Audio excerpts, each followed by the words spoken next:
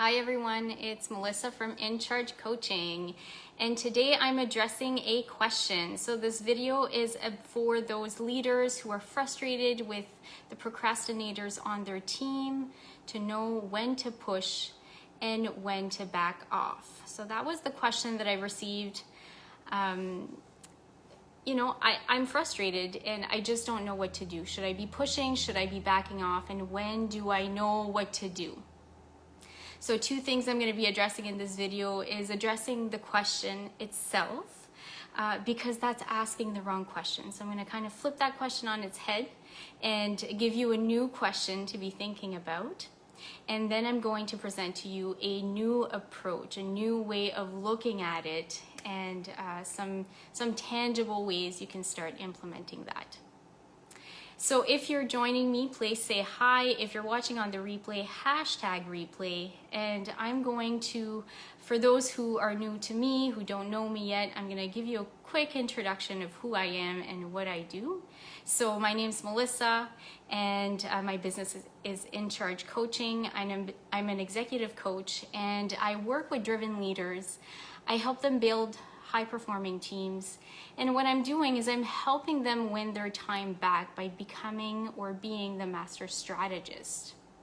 So not just leading business, but how do you lead people in a very effective way? And it's really hard to lead business and get things done if we have people on our team that just don't seem to be doing the work.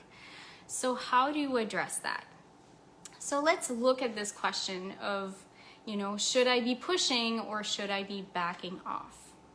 So I'm going to give you a new way to think about it. If you think about a teeter-tot and you put yourself on one end and your employee on the other end, all right? And so you are telling them what to do. So you are dictating, you're becoming the dictator. And when you're doing that, they're kind of falling in this victim role of, I can't believe I'm being told what to do. Don't they trust me? Don't they know I know how to do my job? I'll show them, right? And then the teeter falls on the other side, where the employee becomes the dictator and we become the victim as the leader. Like, why can't they just do their job? I don't understand. I'm doing all the right things. And there becomes a power struggle. So when you're pushing, this is what's happening. This power struggle between you and your employee, and nobody wins in a power struggle. And it becomes really demotivating for both parties. So that's pushing. If you're backing off, you're stepping off of the teeter-tot, the person falls to the ground, there's no support, there's no momentum. And nothing's changing, right? So you're also not getting what you want. So that you're pushing, pushing means we're impinging on somebody's autonomy, sense of freedom, and that's a demotivator. If we're backing off, nothing changes, because nothing is changing. We're not doing anything about it. So here comes the question.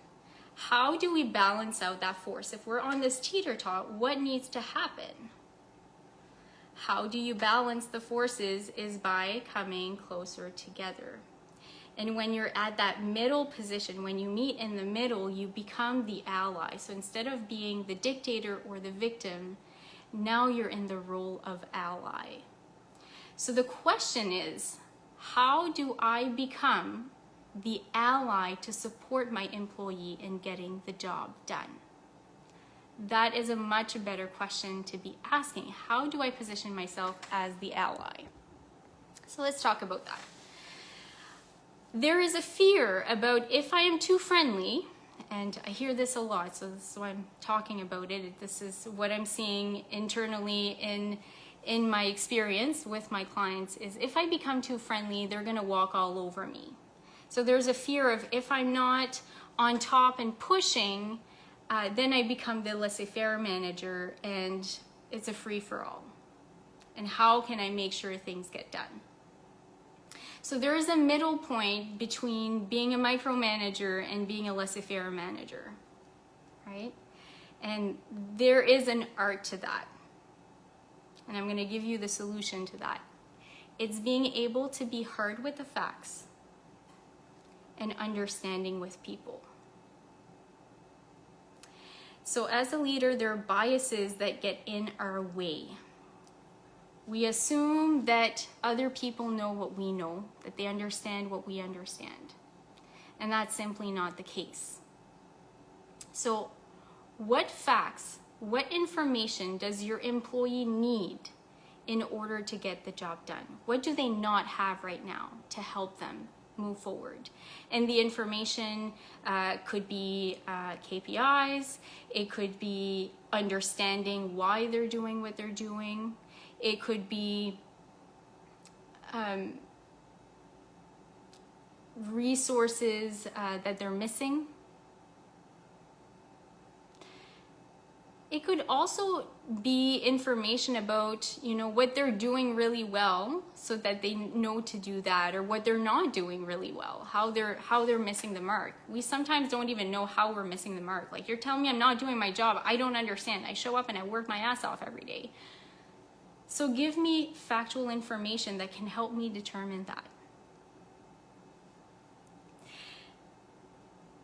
And then being understanding with people. So we have another bias at play. We believe we know what people are thinking, we believe we know what people are feeling, and we believe we know why they're doing what they're doing. And the fact is, we don't know any of these things. These are all assumptions that are normally not even accurate. Even if we're kind of on something that it's kind of like that, we don't know the full story, and we never will, because it's all below the surface. So unless you have that deep of a connection with the person where they're sharing their raw, real motivations and thoughts and feelings, and their backstory, we just don't know people 100%. We get glimpses. So what do you need to know about the situation? What's below the surface that you don't know about? And that's being understanding. Being understanding doesn't mean that you're going to ask a question, the person's going to give you an answer, and you have to act on that answer. You don't have to follow directions, you don't have to do anything. You're just trying to collect information to get a better understanding so that you can make a better decision and you can know best how to help that person. So again, be hard with the facts. So give information and be understanding with people. And you will see how doing those two things together will start shifting that dynamic, and you will become the ally. You will be in that position of having the right information, giving the right information, being on that same playing field to co-create solutions. All right, and the third thing that I wanted to add to that today is to move into the trusted ally. So being an ally is not just, one conversation. How can you be that trusted ally that your employee can come to at any time?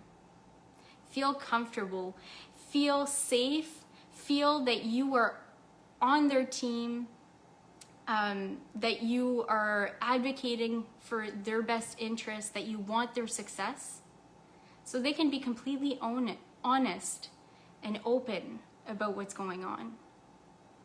The more trust you have, the more scope, the more that they'll give you more of a better view and a deeper understanding of what's going on for them. That's all information that you can use in becoming their ally, knowing how to support them so they can do the work.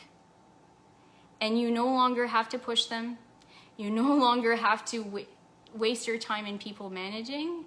You can support them when they need it, and they feel that trust that they can come to you and get what they need to get the job done.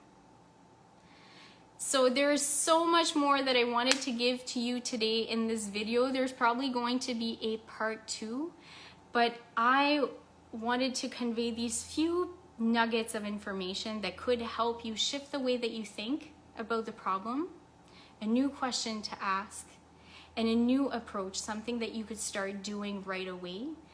Because working with clients internally, that's what I do. I don't just give concepts, but I really look at giving you something that you can start using immediately. And in my program, when I work with people, I help them become that trusted ally. So if you want to know more about how to become the trusted ally so that your team members, even those procrastinators, can do their job and you can enable that to happen, you can DM me. I can offer you a free consult to talk about your situation and see what's possible. So have a great day. Thank you for watching. #replay. Let me know what was valuable in this video. What was your takeaway? And I'll see you in the next live.